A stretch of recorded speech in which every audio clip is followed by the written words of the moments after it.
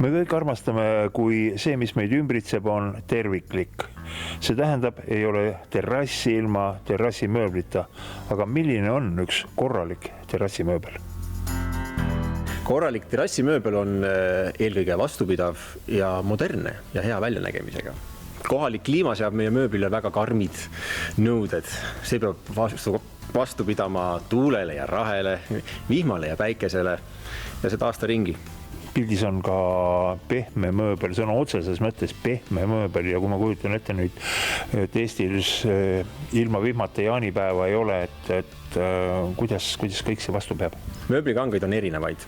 Osad, mis on täiesti ilmastikukindlad, mis võivad olla ööpäev läbi aasta ringi õues, laseb vee endast läbi ja kuivab ise ära. Teised kannatavad kerget vihma, kuid suuremate sademete korjal siis oleks hea nad ära korjata või katta mööbli kattega. Kas teil on välja kujunenud ka või selgeks saanud, mida nagu inimesed kõige rohkem eelistavad?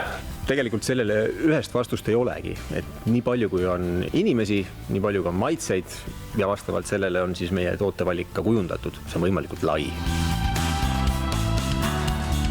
Tegelikult minule oli siia sisse tulles mõni asi täielikuks uudiseks, et need niisugused mõnusad varikatused, mis on veel kardinate sirmidega, mida kõike.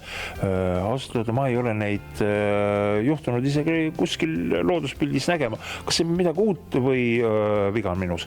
Tegemist on meie tootevalikus hiljuti lisandunud toodetega, juba suureks klientide lemmikuks kujunenud varikatuste miradolidega, mis on siis saada 3 eri mõõdus, 3x3 meetrit, 3x4 meetrit ja 3x6 meetrit.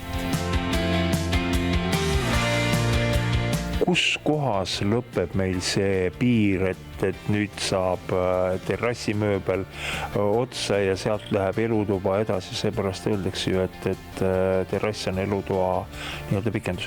Tõepoolest, see piir on tänasel päeval väga hägune, et tõesti see terrass ongi elutoa pikendus, et eestlane on selline kahesüsteemne, et suvel istub sõpradega diivani peal toas, suvel istub sõpradega diivani peal õues.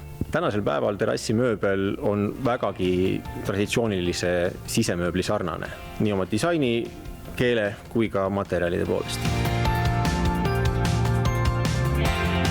Ja kokkuvõtteks tahaksin öelda, et Homebrew salongid on üle Eesti, nii et kedagi ei ole unustatud. Käige Homebrew koduleheküljel, sealt leiate aadressid ja üks asi veel, kui teile meeldib suvisel ajal peale lõunat teha üks väikene lõunauinnak, nii et päiksekiiret ei tüüta, sääsed ka mitte, siis selline katusealune kulub marjaks ära.